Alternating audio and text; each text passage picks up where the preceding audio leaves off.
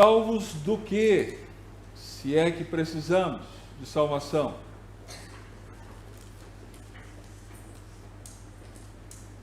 Bem, existem algumas formas de responder essa pergunta.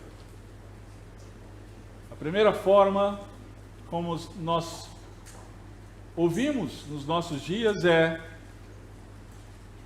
não precisamos de salvação, porque o pecado não existe. Deus não existe. Deus não existe, o pecado não existe, e nós não precisamos ser salvos. Queridos, mas diante da realidade não dá para a gente, deixa eu usar de forma intencional e irônica a expressão, não dá para a gente ser negacionista em relação a isso. Não dá para ser negacionistas em relação à realidade, a dura realidade de que sim, nós precisamos de salvação. Você tem um diagnóstico de câncer e não adianta negar a realidade. O câncer vai continuar lá e ele precisa de tratamento adequado. Caso contrário, você vai a óbito. Não tem como fugir disso, não é? Então, sim, Deus existe e o pecado existe e nós precisamos de salvação. Uma outra forma de responder essa pergunta é: tá, eu preciso de salvação, então o que eu preciso fazer para ser salvo? E a forma majoritária que tem procurado responder a essa pergunta é: nós precisamos fazer por onde? Nós precisamos nos esforçar. Nós precisamos ser bons suficientes para merecer a salvação, para merecer os dons, o favor de Deus. E queridos, todas as religiões respondem neste caminho. Seja lá o qual for a resposta, cada uma tem a sua peculiaridade, mas no fim a resposta é: devemos nos esforçar o quanto possível para fazer por onde merecer o favor de Deus. O judaísmo, ele nos tempos bíblicos, nos tempos em especial de Jesus, da igreja primitiva, ele respondeu dessa mesma forma. Os fariseus e saduceus e escribas religiosos, eles interpretaram erroneamente a lei do Antigo Testamento. A lei, ela foi dada para nos desesperar. A lei, ela foi dada para mostrar o quão somos inaptos para estar diante do Deus Santo.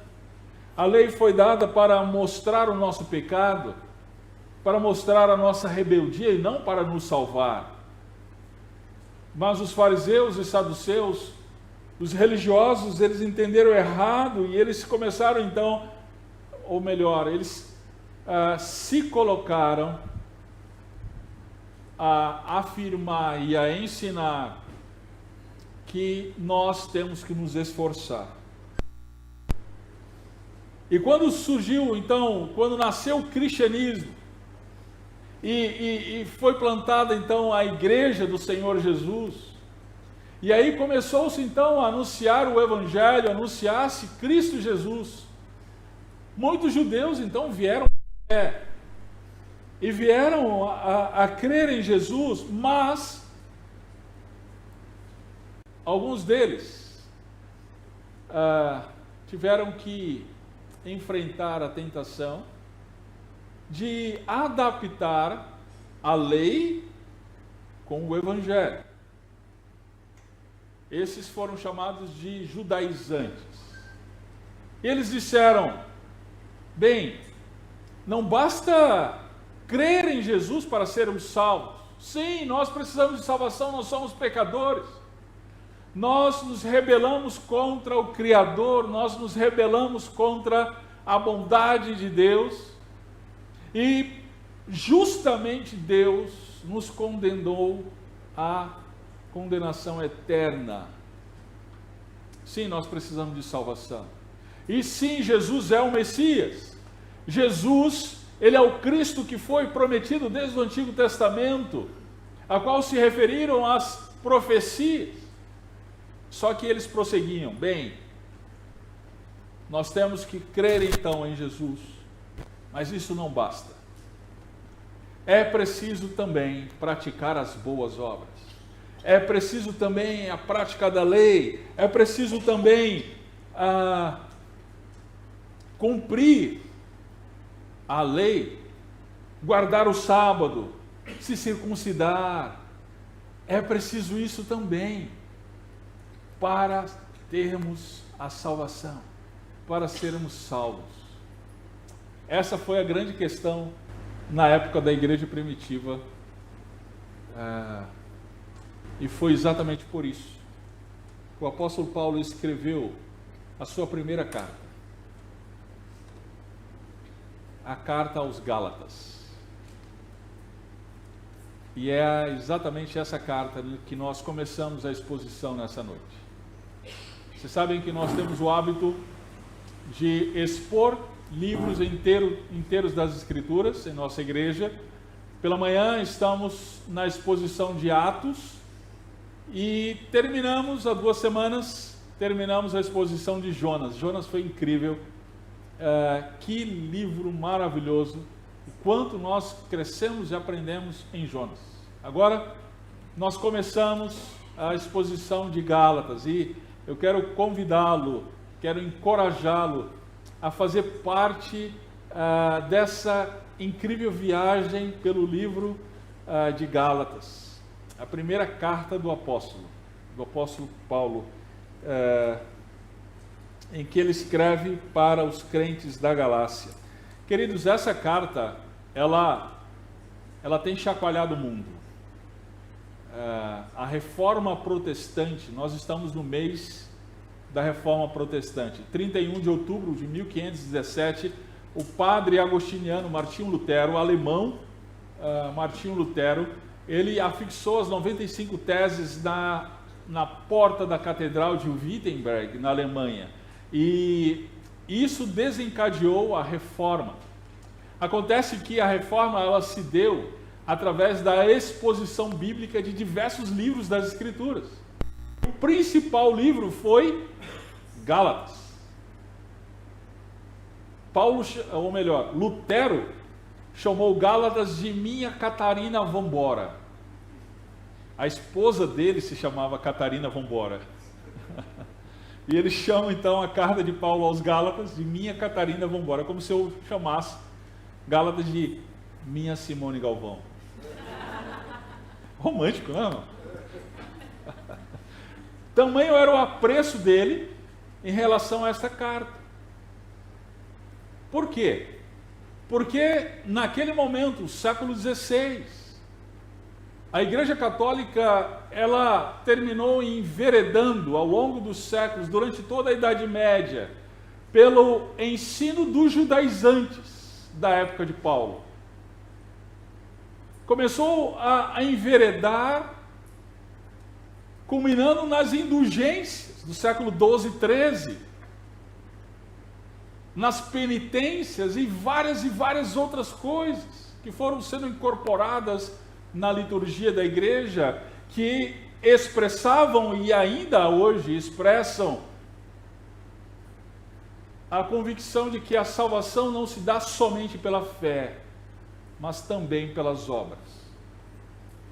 É aí então que Lutero, assim como Paulo, ele se levanta e prega Gálatas. Queridos, o nosso tempo também não é diferente. No nosso tempo também existem inúmeras igrejas, inúmeras religiões que acham e pensam que nós temos que fazer por onde merecer a salvação. Nós temos que fazer por onde merecer o favor de Deus. Hoje, mais do que nunca, urge a necessidade de voltarmos a Gálatas. Voltarmos à primeira carta do apóstolo Paulo e ouvirmos o que Deus tem a dizer para nós a respeito disso. Abra sua Bíblia, Gálatas, capítulo 1, verso 1 a 5.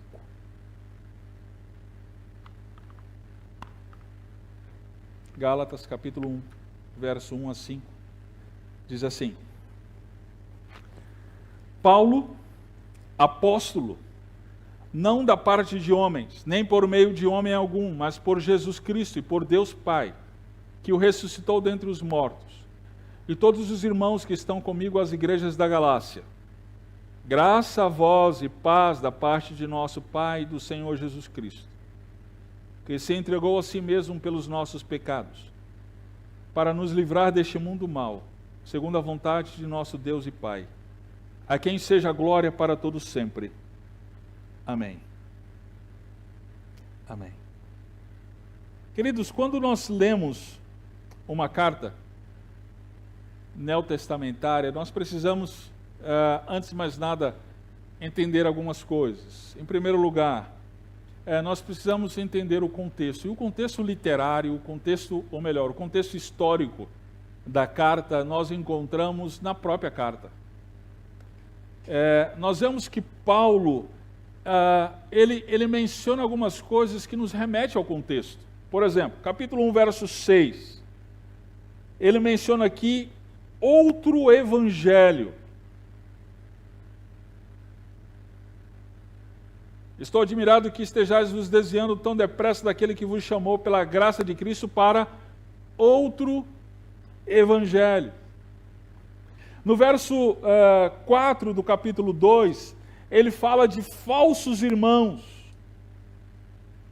No capítulo 4, no verso 9, ele menciona princípios elementares, fracos e pobres, aos quais, de novo, os Gálatas queriam servir.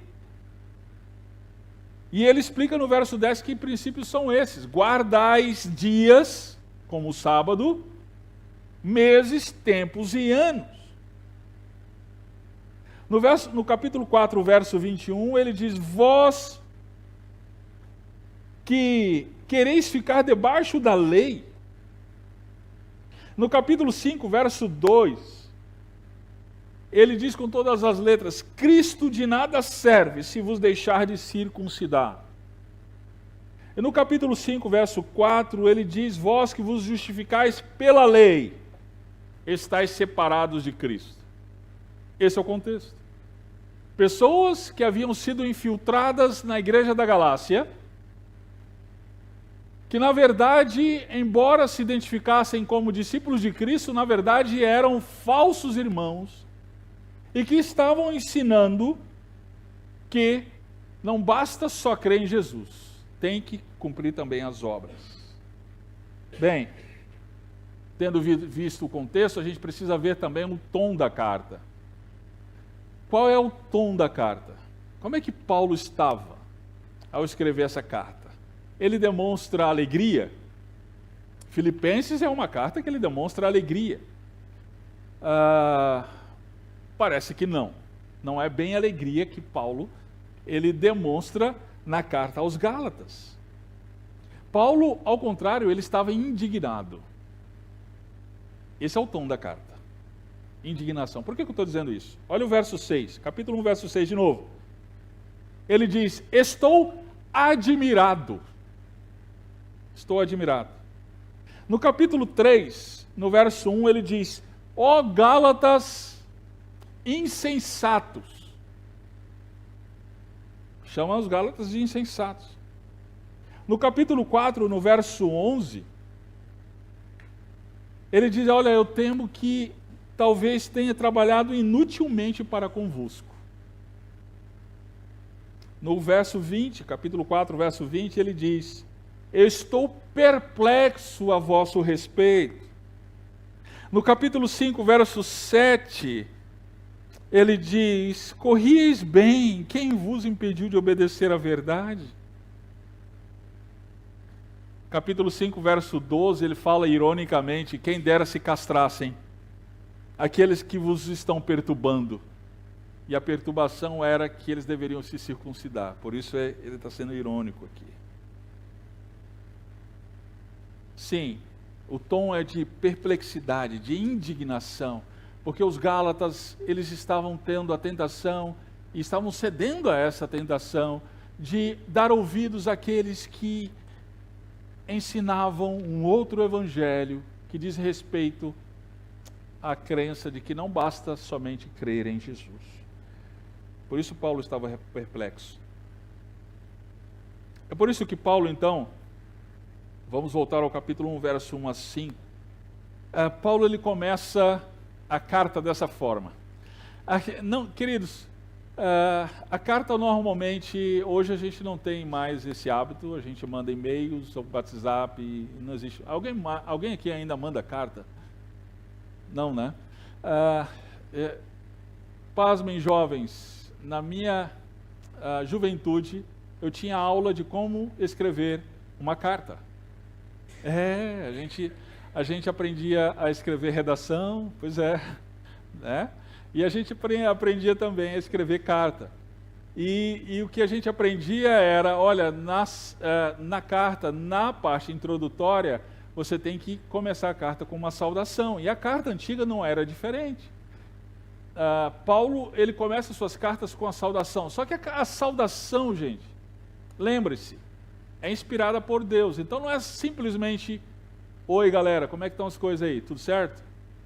Não.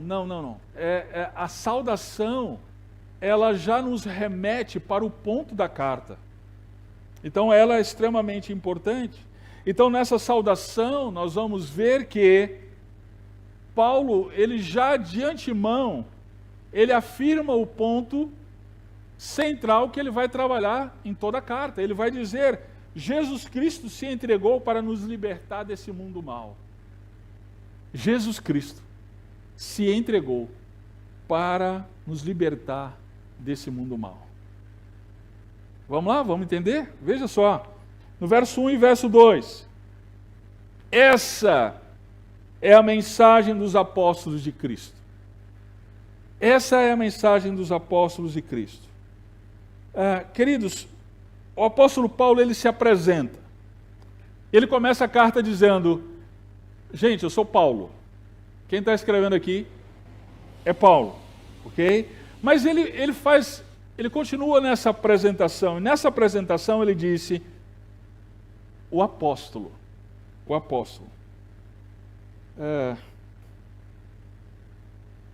apóstolo para as igrejas da Galácia. Por que será que Paulo, ele faz questão de dizer que ele é apóstolo? Em outras cartas, ele diz servo de Cristo. Em outras cartas, ele diz simplesmente Paulo. Mas aqui ele faz questão de dizer apóstolo. Queridos, a palavra apóstolo significa enviado. Era aquele que tinha a autorização real, uma autorização de embaixador para falar a mensagem daquele que o enviou. Jesus, ele teve 12 apóstolos. E depois Paulo vai dizer que ele foi o apóstolo fora do tempo. Então 12 mais o apóstolo Paulo. Ele sim, apóstolo de Cristo Jesus, Cristo ressurreto. Apareceu para ele quando ele estava a caminho. E lá, ele foi convertido, recebeu a Cristo, transformado e depois chamado para ser apóstolo. Esses apóstolos são os apóstolos de Efésios 2, que o apóstolo Paulo diz que a igreja ela é edificada sobre o fundamento dos profetas, Antigo Testamento, e apóstolos, Novo Testamento, cujo a pedra angular é Cristo Jesus. Ok. Bem, diante disso, a gente precisa abrir um parênteses aqui para dizer o seguinte. Cuidado com aqueles aquelas igrejas cujos líderes se denominam apóstolos. Não existem apóstolos mais. Os apóstolos são aqueles. Aqueles hoje que têm se identificado como apóstolos, estes são impostores. Os apóstolos são aqueles que têm a autoridade dada por Cristo, diretamente por Cristo. E foram eles que, sendo autorizados por Cristo, disseram para a igreja: gente, o evangelho é esse, porque nós ouvimos do Cristo. Então o evangelho é esse daqui. São esses que escreveram o evangelho. Foram estes que formaram o Novo Testamento. Então são estes que são o fundamento da igreja, juntamente com os profetas do Antigo Testamento.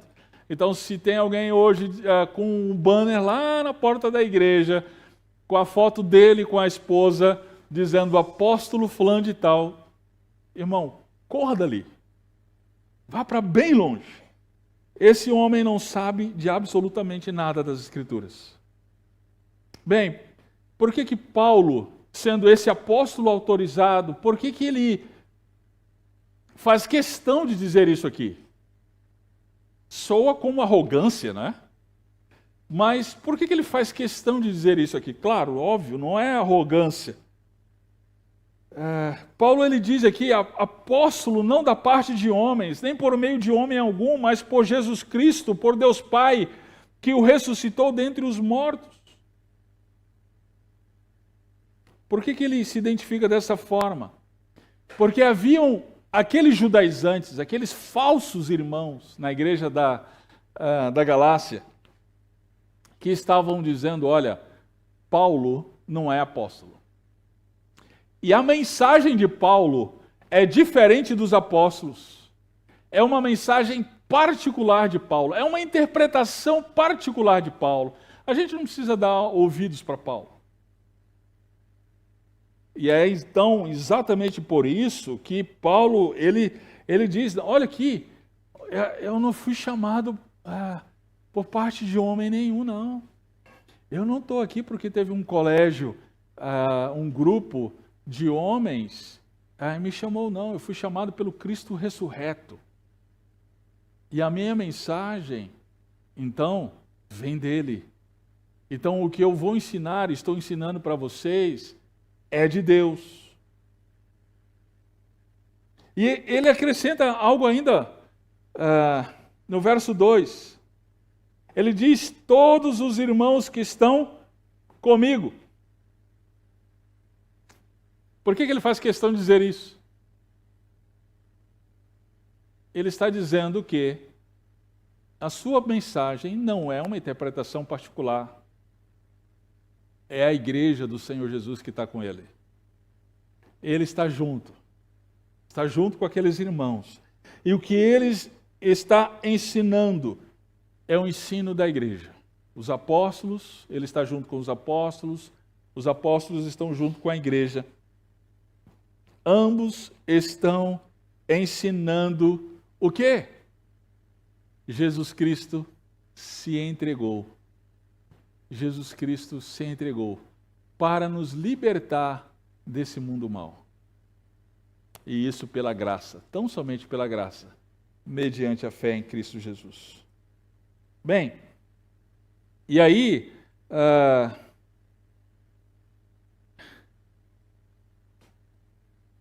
isso tem a ver diretamente conosco, porque nós vivemos um mundo de pluralidade religiosa. Nós vivemos um mundo em que você abre a internet, você acessa lá o seu canal de YouTube e você vai ver 500 mil mensagens diferentes. Você vai ver 500 mil pregadores diferentes. E, embora todos eles se denominem evangélicos, pasmem, você vai ver que cada um está dizendo uma coisa diferente, e diante de toda essa pluralidade, a gente fica assim: por onde que eu vou?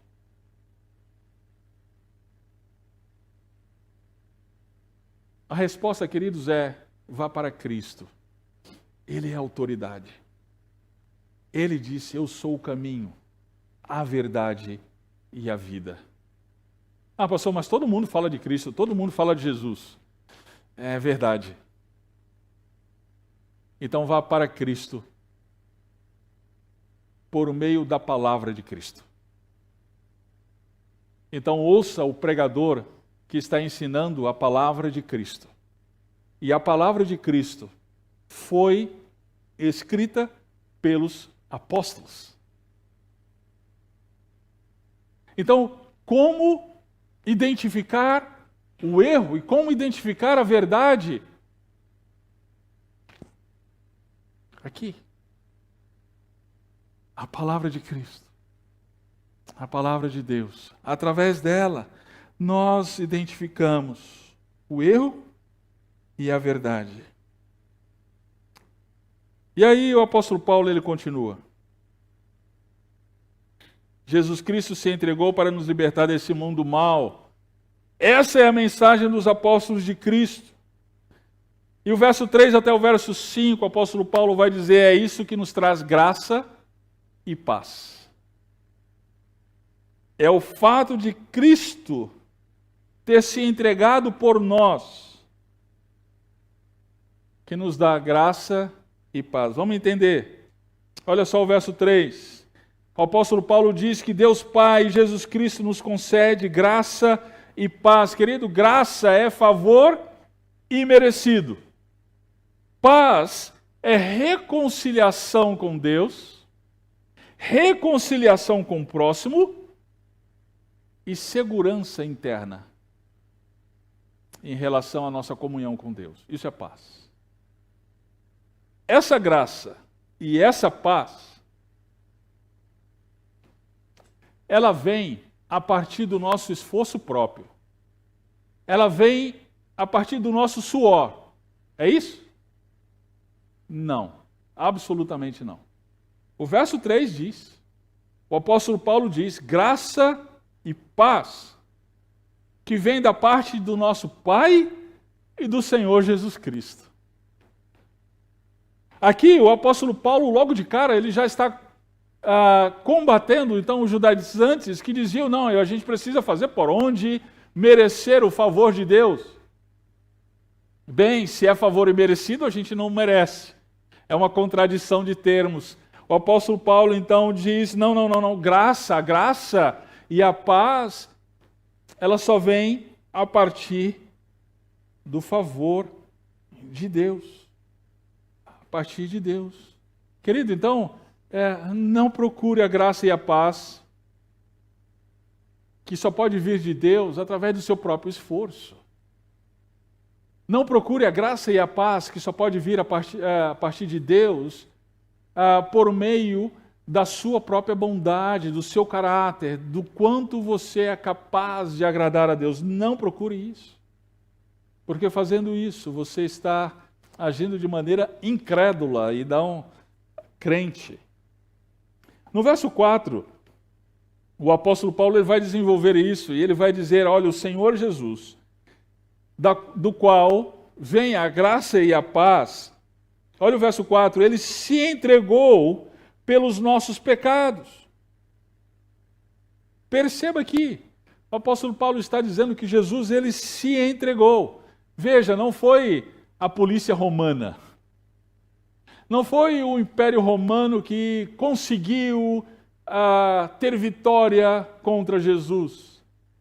Não foram os judeus crápulas que capturaram Jesus, coitado, estava fazendo tanta coisa boa e, infelizmente, seu plano foi frustrado. Não. O que o apóstolo Paulo está dizendo aqui é, ele se entregou. Ele se deu por nós, pelos nossos pecados. Pecado, querido, é ofensa contra Deus.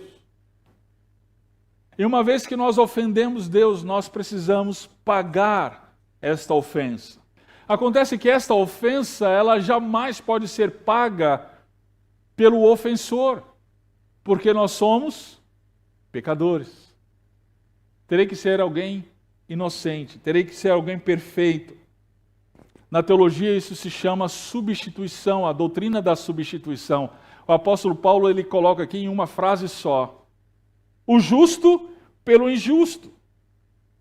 O sacrifício de Deus Pai, então o sacrifício oferecido a Deus Pai, ele é plenamente satisfeito, porque ele foi ofertado por aquele que é perfeito, Jesus Cristo. Ele se entregou, ele se ofereceu. As Crônicas de Nárnia, de C.S. Lewis, ele busca representar isso através do seu conto, em que o leão, que representa Jesus Cristo, o leão Aslan, ele se entrega. Por quem? Pelo injusto Edmundo. Edmundo pecador, Edmundo que havia traído a sua própria família, Edmundo que havia traído de maneira nefasta os seus irmãos. Ele merecia a morte. Mas Aslan, ele se entrega. Ele se entrega no lugar de Edmundo. É exatamente isso que o apóstolo Paulo está dizendo. Cristo, ao morrer, ele se entregou por nós, para pagar pelos nossos pecados. É exatamente esse ponto que o ator global Pedro Cardoso não entendeu. Essa semana ele declarou que não foi a morte de Jesus que nos salvou, mas a vida dele. A vida de Jesus. Desculpem. Porque Jesus morreu, ele perdeu. E nós perdemos com a morte de Jesus, de acordo com esse ator.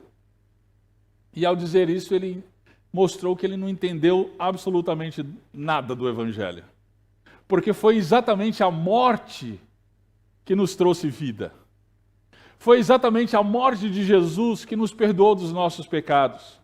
O Cordeiro, que havia sido prometido desde o Antigo Testamento, ele estava na cruz, sendo imolado por conta das nossas ofensas. Sim, foi a morte de Jesus expiatória que pagou pelos nossos pecados. Sim, Jesus não morreu por gente boa. Jesus morreu por gente como nós, pecadores, ofensores. Foi a morte dele que nos trouxe vida, perdão, redenção, salvação. Foi a morte de Cristo. Por isso que Paulo diz, ele se entregou a si mesmo pelos nossos pecados.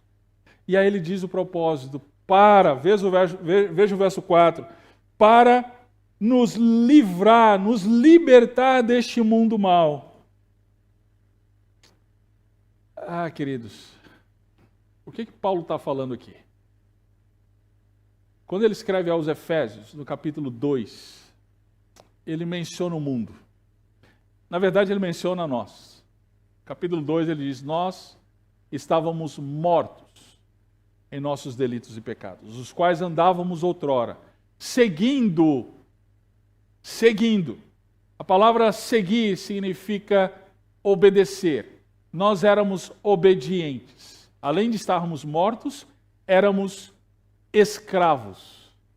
E ele vai dizer de quem? Primeiro, do príncipe da potestade do ar, o diabo. Depois, da nossa carne, a tendência pecaminosa. E aí ele vai dizer a terceira coisa, o mundo. Esse mesmo mundo mau, éramos escravos dele.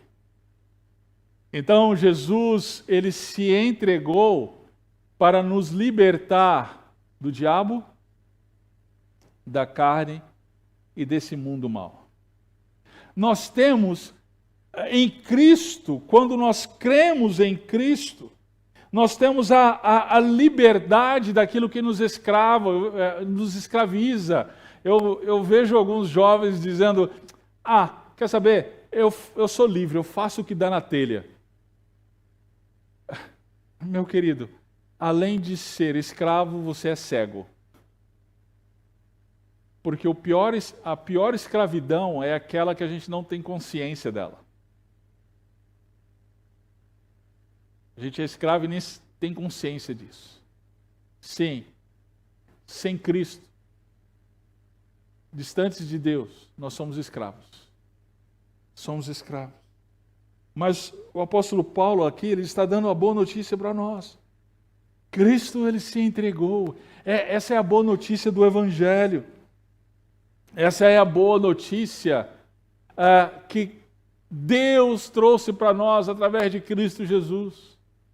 Estávamos em trevas, mas eis que veio a luz. Estávamos distantes, o Senhor nos aproximou.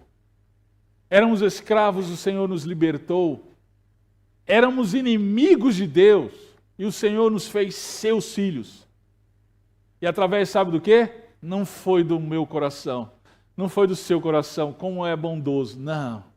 Não foi por causa do nosso caráter, não foi por causa do nosso esforço, não foi por causa das nossas obras. Foi por causa do caráter de Cristo. Foi por causa da bondade de Cristo. Foi por causa do sacrifício de Cristo. A sua morte e a sua ressurreição nos trouxe vida. Nos trouxe liberdade. É exatamente isso que o apóstolo Paulo aqui está dizendo. Nós éramos escravos, mas não somos mais. Porque Cristo nos libertou. Cristo se entregou por nós. E ele fez isso não segundo a vontade romana. Ele não fez isso de acordo com a vontade do Império Romano, de acordo com a vontade dos judeus. Veja o verso 4.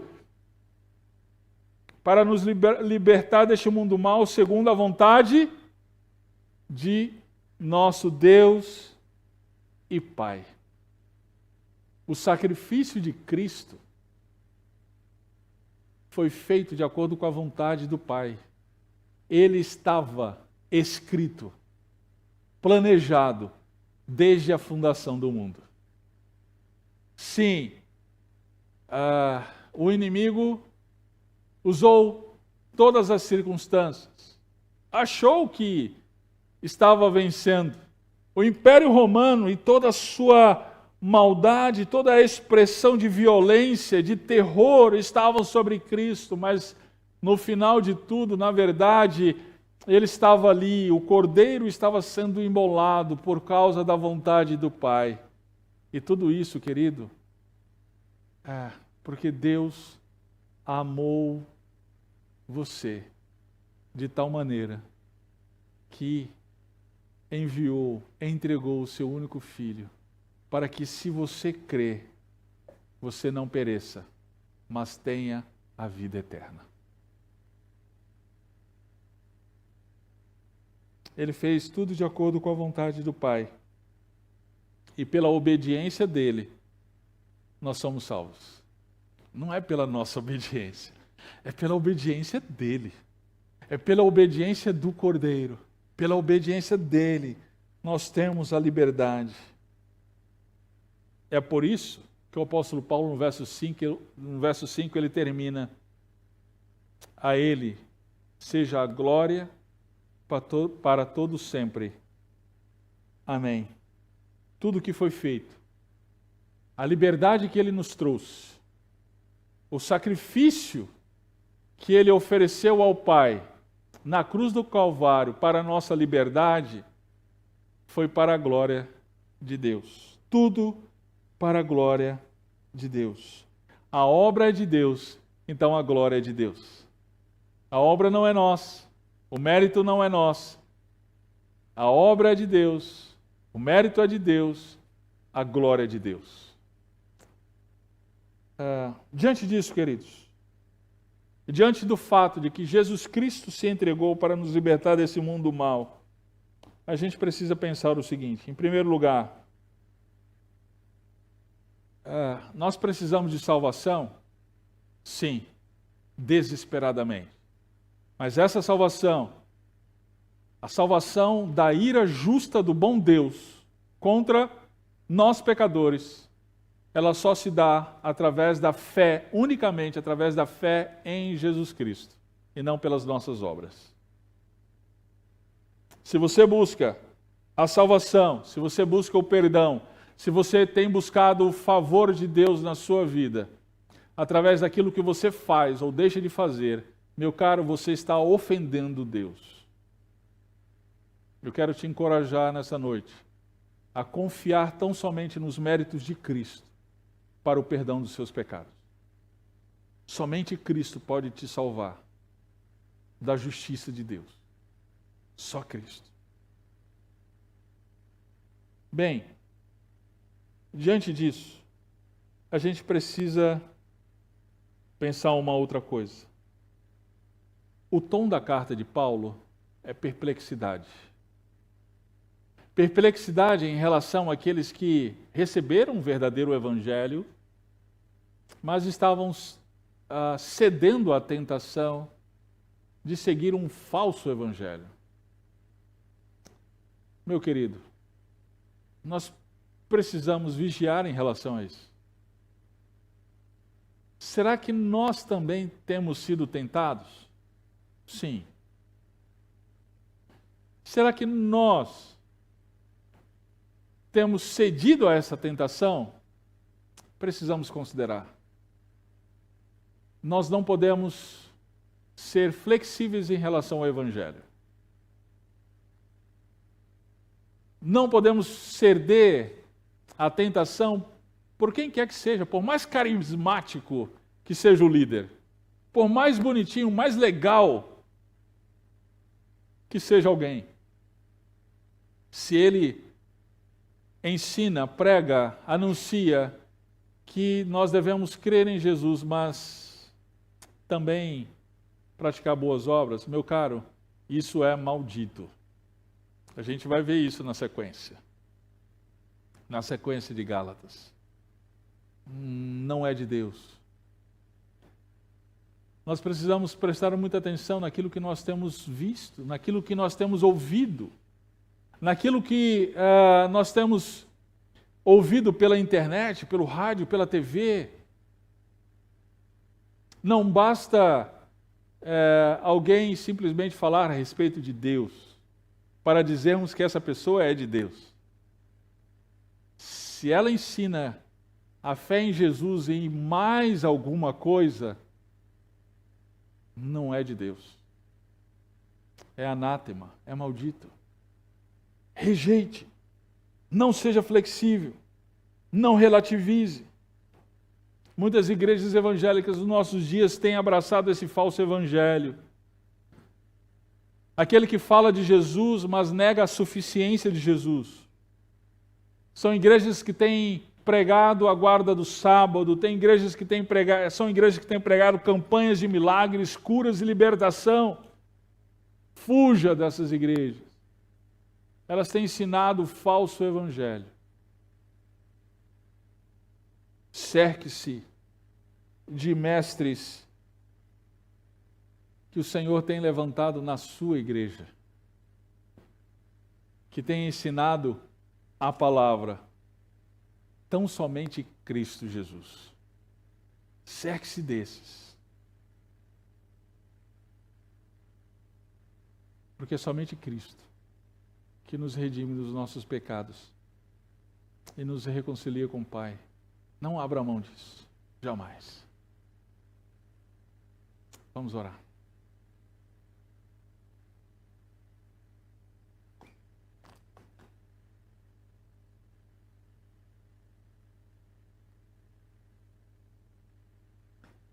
Pai, obrigado porque Gálatas chegou a nós. Obrigado porque Gálatas foi escrita e ela tem transformado tanta gente na história. E ela chegou até nós. E ela tem nos transformado e irá nos transformar ainda mais. Obrigado porque é a Tua palavra que deixa o Teu Evangelho tão claro, tão límpido para os nossos olhos. Obrigado pela majestade, a majestade gloriosa do nosso Rei Jesus Cristo, o qual é o justo, o perfeito, aquele que se sacrificou pelos nossos pecados, nós, injustos. Obrigado porque o Teu Evangelho chegou até nós e nos trouxe fé e confiamos no Senhor. Ajuda-nos, Pai, por Tua graça, que a nossa igreja, Senhor, não abra mão do verdadeiro Evangelho. Sim, que sejamos inflexíveis. Que não relativizemos o verdadeiro Evangelho. Que não venhamos a abrir mão, Pai. Mas que o Teu Evangelho continue a nos transformar e transformar a todos aqueles que o Senhor quer através de nós, para a Tua glória, para a glória de Deus Pai. E assim, Senhor, nós rogamos que o amor de Deus Pai, a graça do nosso Senhor e Salvador Jesus Cristo, a comunhão e as consolações do Espírito Santo, que estejam sobre nós, a Igreja do Senhor, sobre o povo de Deus espalhado sobre a face da terra, hoje e para todos sempre. Amém e amém. Uma boa semana, queridos, debaixo da maravilhosa graça do nosso Rei e Salvador Jesus Cristo. Estamos despedidos com uma oração silenciosa.